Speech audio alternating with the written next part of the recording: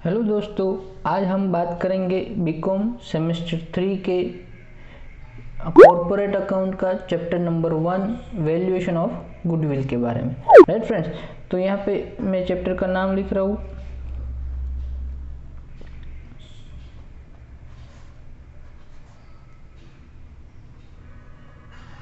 Valuation of goodwill. Friends right, ये आपका corporate account किस में आता है? Corporate account. ओके, आज का जो लेक्चर है वो टोटली थियरी बेस्ड रहेगा और उसमें सारे फॉर्मूलाज फॉर्मेट जो भी है मैं आपको सिखाऊंगा। ओके, तो देखिए सबसे पहला हमारा जो प्रश्न आएगा वो यही होगा कि when goodwill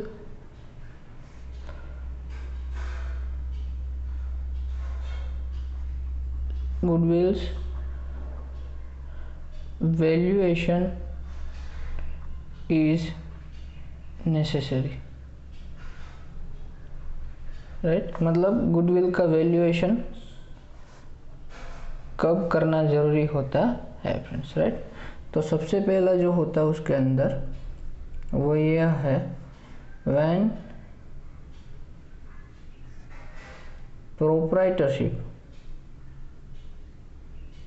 proprietor sold his business। Friends, proprietor जब उसका बिजनेस सोल्ड कर देता है, प्रोपराइटर मतलब उसका एक ही ओनर होता है, वही सारा संभालता है, कैपिटल वही लाता है एंड प्रॉफिट भी वही लेके जाता है। तो अपना बिजनेस उसने खड़ा किया है तो वो बिजनेस सेल करेगा तो उसकी गुडविल भी वो लेगा। दूसरा, अगर प्रोपराइटर नहीं है तो पार्टनरशिप फॉर्म, किसमें? In partnership form friends. Okay, तो पार्टनरशिप फॉर्म में कब कब होता है? तो फ्रेंड्स हमें 11th स्टैंडर्ड में भी हम लोग पढ़े हैं, 12th में भी पढ़े हैं। When new partner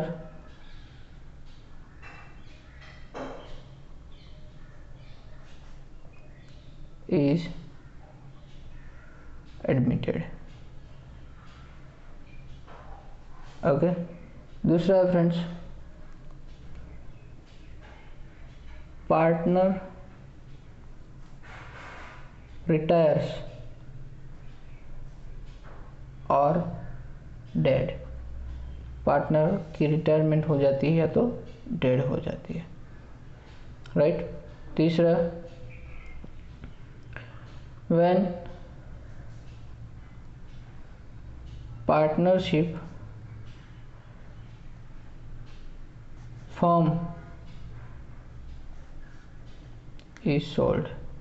partnership firm ही पूरी बेच देते हैं तो भी फ्रेंड्स क्या होता है, आपको गुडविल का वैल्यूएशन करना पड़ेगा। उसके बाद देखिए इन अ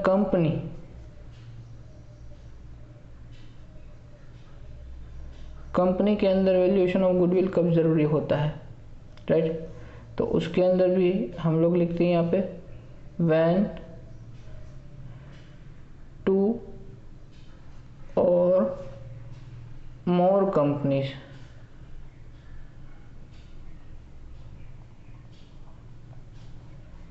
अमालगमेटेड।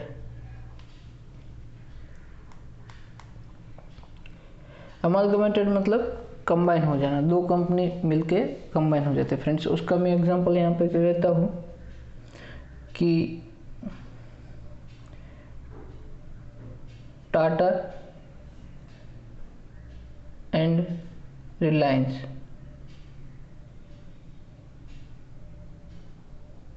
राइट, दोनों कंबाइन हो जाते हैं। क्या हो जाता है? कंबाइन। राइट, कंबाइन होके बन जाती है कंपनी टाटा रिलायंस। राइट, तो ये दोनों कंपनी क्या हो गए? अमालगमेट हो गए। क्या हो गए? अमालगमेट, ऐसा बोलते हैं। तो उसी समय दोनों कंपनी की गुडविल अलग अलग होगी, इसकी भी गुडविल होगी और इसकी भी गुडविल होगी, तो दोनों का वैल्यूएशन करना बहुत ज़रूरी होता है। ओके फ्रेंड्स, तीसरा इसमें when one company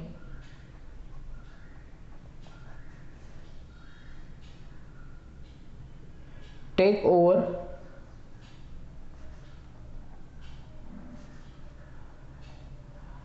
another company, when one company take over another company, मतलब एक कंपनी जो है दूसरी कंपनी को टेक ओवर करती है तब में फ्रेंड्स, राइट। तो इसके अंदर देखिए, मैं आपको रिसेंटली एक एग्जांपल देता हूँ कि ज़ोमैटो क्या है, ज़ोमैटो ने क्या किया, उबर ईट्स को क्या कर लिया, टेक ओवर कर लिया, क्या कर लिया, ओके। वैसे ही फेसबुक ने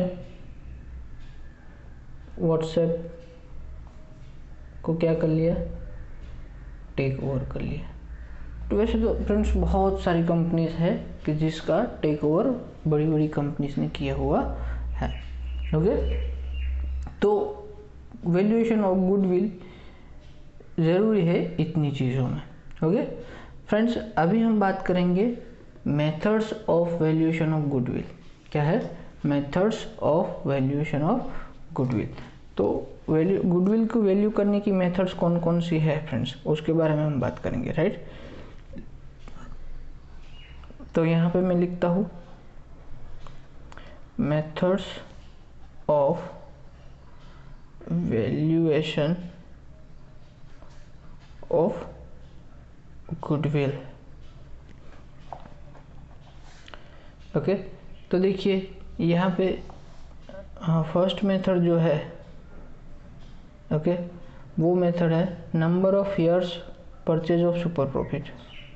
कौन सी मेथड है, number of years purchase of super profit. Okay, ये वाली जो है वो फर्स्ट मेथड है। सेकेंड मेथड जो है फ्रेंड्स वो है capitalisation of super profit, capitalisation of super profit. Third one is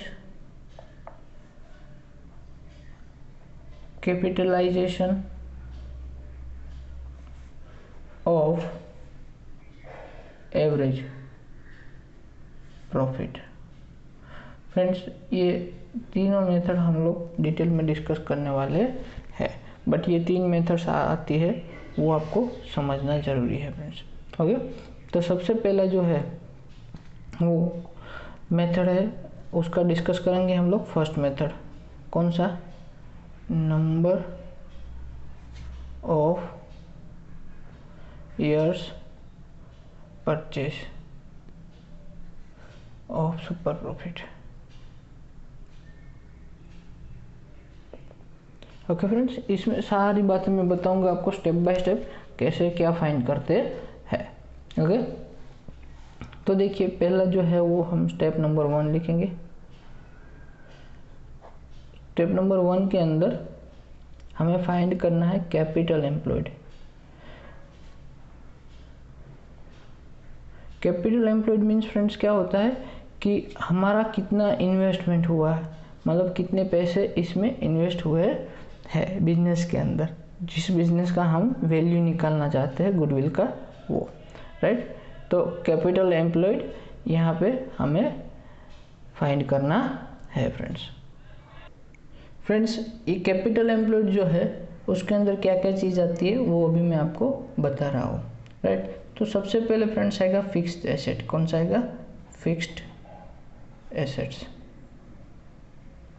right. तो फिक्स्ड एसेट यहाँ पे लिखा हमने, और उसके बाद उसमें ऐड करेंगे हम लोग ट्रेडिंग इन्वेस्टमेंट। क्या आएगा फ्रेंड्स? Trading investment. ओके, तो इसको भी हम लोग क्या करेंगे, इधर ले लेते हैं थोड़ा। ओके, ट्रेडिंग इन्वेस्टमेंट प्लस किया, प्लस उसमें ऐड करेंगे हम लोग करंट एसेट।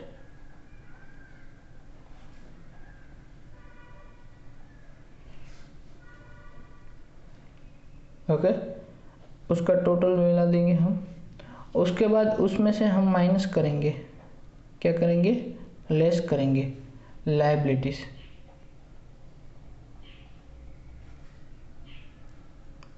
लायबिलिटीज को लेस करेंगे, लेस कर रहे तो ब्रैकेट में लिख रहे हैं हम लोग। ओके, उसके बाद उसमें से माइनस करेंगे प्रेफरेंस कैपिटल।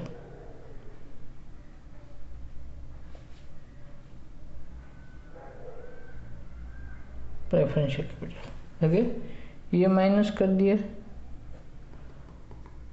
राइट। उसमें से हम माइनस करेंगे preference dividend adjusted, right, adjustment करके कर देंगे इसको, ये भी माइनस करेंगे। तो फ्रेंड्स फाइनली हमें मिलेगा यहाँ पे कैपिटल एम्प्लॉयड। ओके, इतना ये पूरा फॉर्मेट है, वो आपको सम गिनने में मदद करेगा फ्रेंड्स। ओके, तो कैपिटल एम्प्लॉयड आप ऐसे फाइंड कर सकते हो, राइट। फ्रेंड्स अभी कैपिटल एम्प्लॉयड कैसे फाइंड करते हैं वो मैं आपको बताता हूँ कि कैपिटल एम्प्लॉयड में भी स्टेप अलग अलग आते हैं, right.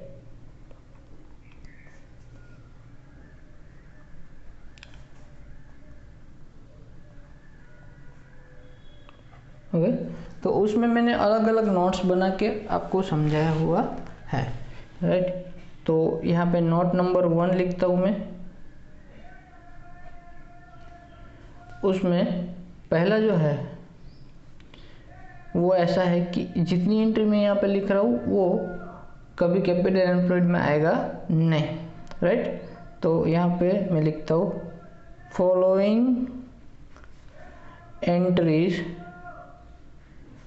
Are not write down in capital employed, राइट। मतलब कैपिटल एम्प्लॉयड की कैलकुलेशन करते हैं हम लोग, तो फ्रेंड्स इतना यहाँ पे हमें इंक्लूड करना नहीं है। कौन कौन सी चीज़ें इंक्लूड नहीं करनी वो बता रहा हूँ फ्रेंड्स अभी। ओके, तो देखो सबसे पहला जो है वो है ओल्ड गुडविल। क्या है friends? Old goodwill. Okay, second जो है वो non trading investment. Okay, third जो है वो फिक्टिशियस एसेट।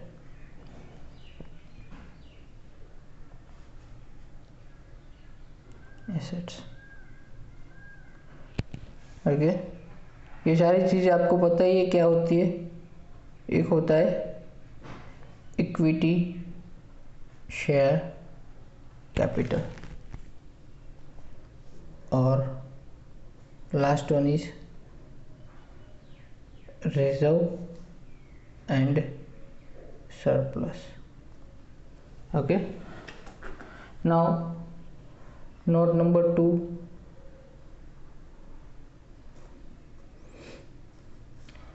नोट नंबर 2 है वो है नॉन ट्रेडिंग इन्वेस्टमेंट। क्या है? Investment, non trading investment. Non trading investment के अंदर कैसे आता है तो ये दिखाता हूँ मैं आपको। Government securities for example 10% debenture,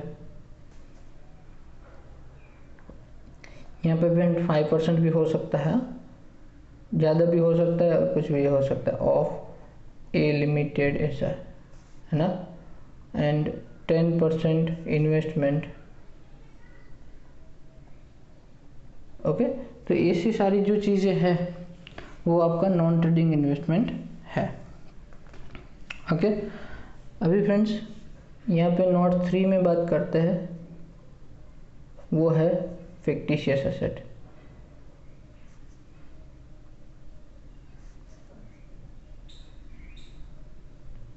assets, fictitious asset के अंदर फ्रेंड क्या आता है, तो वो यहाँ पे मैं आपको दिखाता हूँ। तो फिक्टिशियस एसेट के अंदर preliminary expense,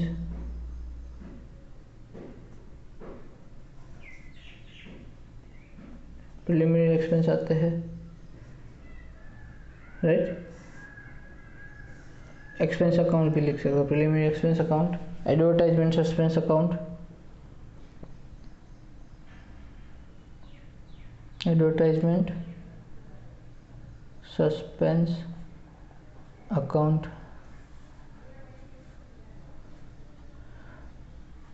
profit and loss account,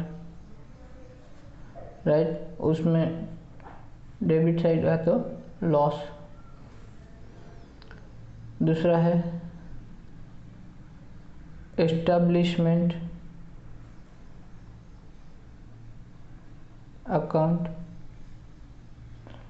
उसके बाद है डिबेंचर,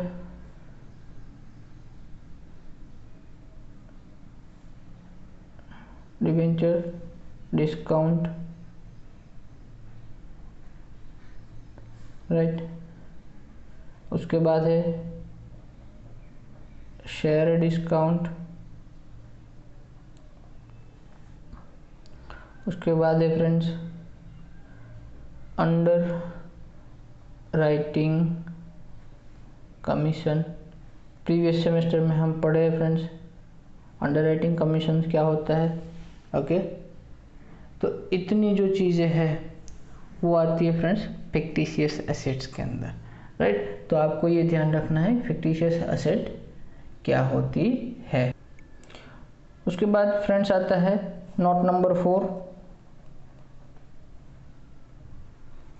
नोट 4 के अंदर हम लोग लिखेंगे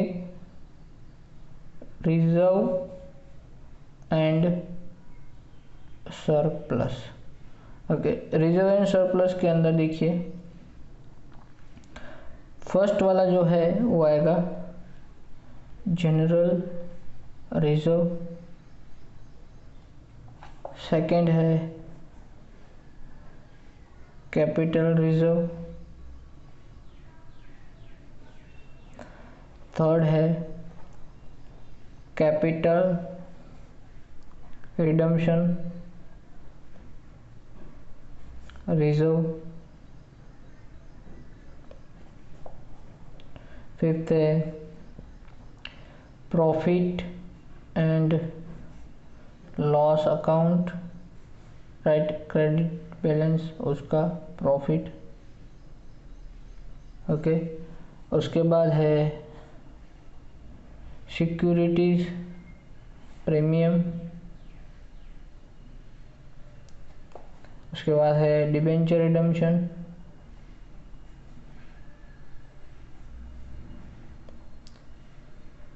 रिडम्पशन फंड, राइट। उसको फ्रेंड्स शॉर्ट में डीआरएफ भी बोल सकते हैं हम लोग। ओके, और उसका दूसरा नाम जो है वो है सिंकिंग फंड। क्या है? Sinking fund. ओके, टेक्निकली इसको सिंकिंग फंड बोलते हैं डिबेंचर रिडम्पशन फंड को। तो क्वेश्चन में अगर पूछे तो आपको ध्यान रखना है कि सिंकिंग फंड दिया है तो क्या होगा, वो डिबेंचर रिडम्पशन फंड। ओके, उसके बाद worker accident compensation fund,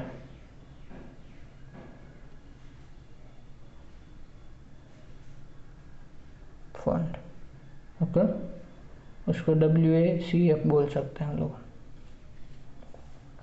okay, और उसके बाद है dividend equalisation fund, dividend equalisation fund. Okay, इतनी सारी चीज़ें रिजर्व एंड सरप्लस में आती है। किस में आती है? रिजर्व एंड सरप्लस में। उसके बाद देखिए नोट नंबर 5 है, वो है, इसमें कुछ कैलकुलेशन जैसा नहीं है, बट यहाँ पे मैं लिखता हूँ कि all assets are write down of market value, write down at market value.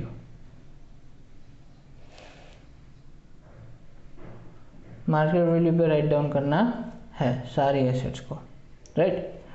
And if the market value is not given, then book value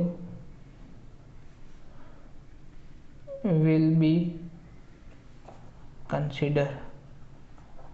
अगर मार्केट वैल्यू अवेलेबल नहीं है तो आपको बुक वैल्यू भी लेनी पड़ती है फ्रेंड्स, राइट। तो इतनी सारी चीज़ें जो है वो अभी हमने डिस्कस की है नोट नंबर 5 तक। ये जो सारे स्टेप थे वो फ्रेंड्स कैपिटल एम्प्लॉयड के थे, ये सारी नोट्स।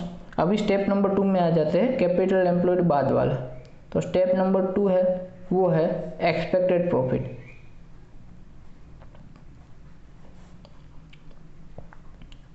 Expected profit, okay. तो एक्सपेक्टेड प्रॉफिट का फॉर्मूला क्या है फ्रेंड्स? तो फॉर्मूला उसका ऐसा है कि capital employed into expected rate of return। Capital employed कितना हुआ into expected rate of return. Suppose हमारा 10 लाख का इन्वेस्टमेंट हुआ है, राइट, और हम एक्सपेक्ट करते हैं कि 10% उसमें से रिटर्न मिले, तो हमारा एक्सपेक्टेड प्रॉफिट कितना होना चाहिए? 1 लाख, ओके। और यहाँ पे एक्सपेक्टेड रेट ऑफ रिटर्न है, उसको रेट ऑफ डिविडेंड भी बोल सकते हैं। तो यहाँ पे मैं लिख देता हूँ expected rate of return means rate of dividend, ताकि फ्रेंड्स आपको एग्जाम के समय कुछ कंफ्यूजन ना रहे, ओके। अभी है स्टेप नंबर 3। स्टेप नंबर 3 के बारे में बात करें फ्रेंड्स तो वो है average profit. Average profit, okay. Average profit के अंदर फ्रेंड्स एक स्टेटमेंट बनाना पड़ेगा आपको। उस स्टेटमेंट के अंदर मैं दिखाता हूँ कैसे करते हैं। तो पहला तो आता है प्रॉफिट बिफोर टैक्स, उसको हम बोलते हैं PBT, ओके। तो PBT का वैल्यू इधर रखा, ओके। ये जो प्रॉफिट है वो आफ्टर एड और लेस एडजस्टमेंट ऑफ इनकम,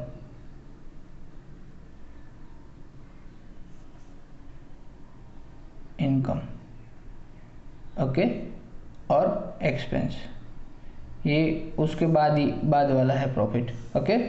उसमें से माइनस करेंगे हम लोग, क्या माइनस करेंगे? टैक्स। क्या करेंगे?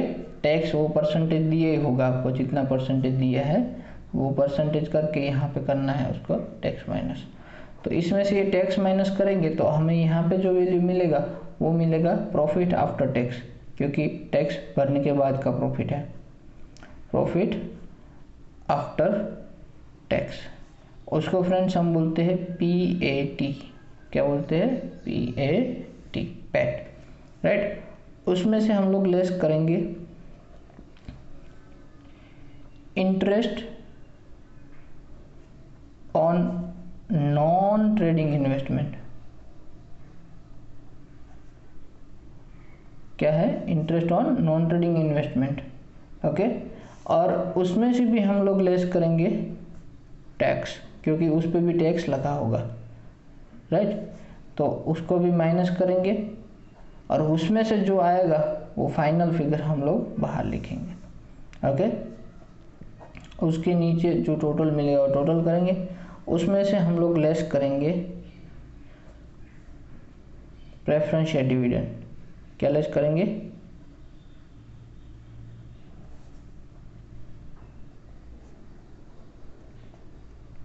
Preferential dividend, okay. तो प्रेफरेंशियल डिविडेंड जो है वो यहाँ पे हम लोग लेस कर देंगे, तो हमें मिल जाएगा यहाँ पे average profit, average profit, okay friends. तो ये वाला जो एवरेज प्रॉफिट है वैसे स्टेटमेंट की मदद से कर सकते हैं, ओके। उसके बाद देखिए एवरेज प्रॉफिट दो मेथड से फाइंड कर सकते हैं। कौन सी मेथड से, दो मेथड से, ओके। तो उसकी जो मेन मेथड होती है, राइट, वो ये है, एक तो सिंपल एवरेज है, ओके, एंड दूसरा जो है वो है वेटेड एवरेज। क्या है,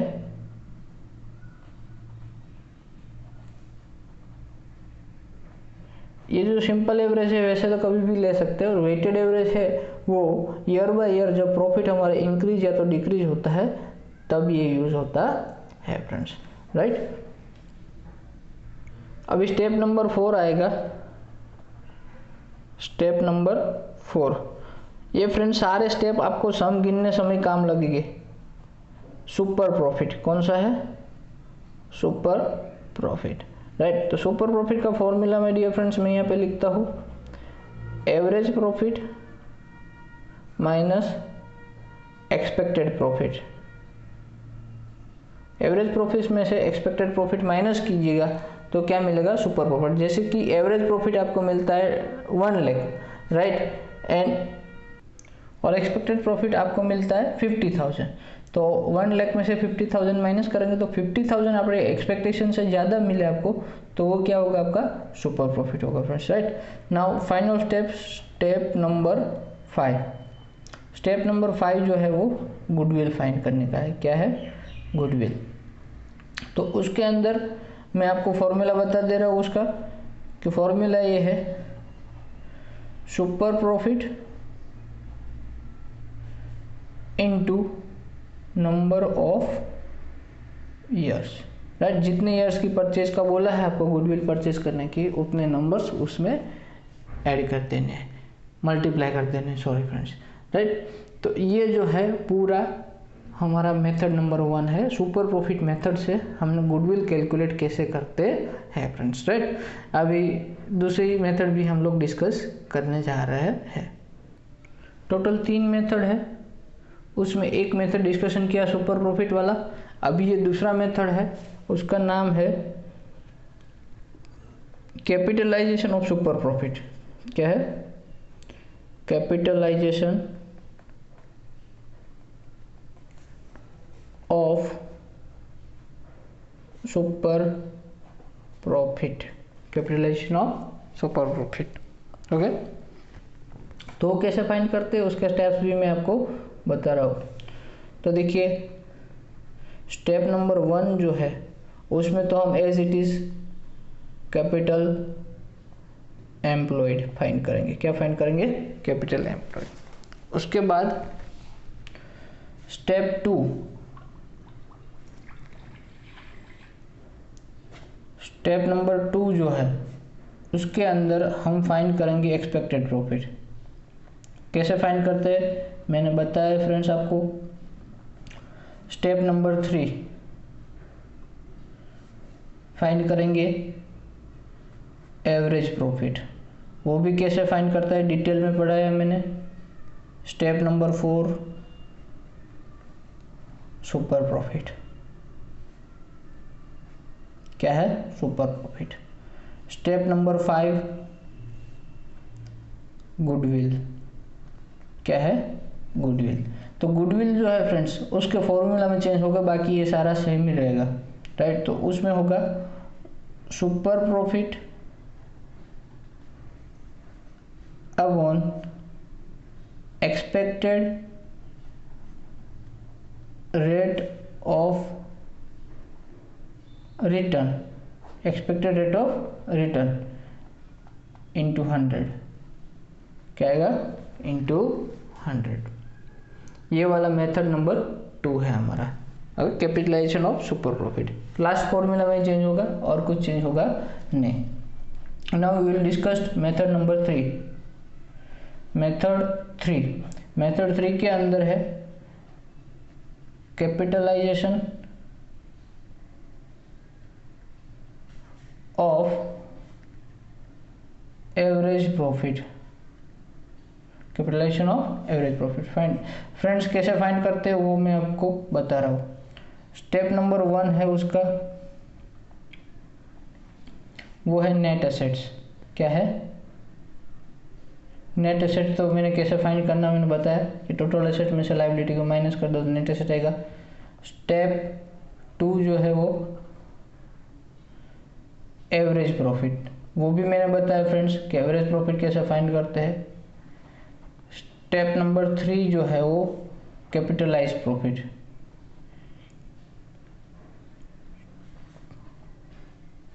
कैपिटलाइज प्रॉफिट जो है फ्रेंड्स उसका फॉर्मूला ऐसा है, average profit divide by expected rate of return into 100, okay. और स्टेप 4 है वो है गुडविल। क्या है, फाइनल स्टेप हमारा गुडविल। तो गुडविल का फॉर्मूला क्या है, capitalised profit minus net assets, okay friends. तो देखो यहाँ पे गुडविल का जो भी थियरी पार्ट था वो मैंने पूरा ख़त्म कर दिया है। अभी मैं आपको एक्सरसाइज के पूरे सारे सम सॉल्यूशन के साथ वीडियोस में भेजने वाला हूँ, तो जल्द से जल्द ये चैनल जो है सब्सक्राइब कर लीजिए। और आपके जो फ्रेंड्स बीकॉम कर रहे, चाहे गुजरात यूनिवर्सिटी में से कर रहे, दिल्ली यूनिवर्सिटी में से कर रहे, या तो सीए कर रहे, सीएस कर रहे, कोई भी, सब में ये टॉपिक तो आता ही आता है फ्रेंड्स, राइट। तो आप सबके साथ शेयर कीजिए और आपको ये वीडियो कैसा लगा मुझे कमेंट में बताइएगा friends. Thank you very much.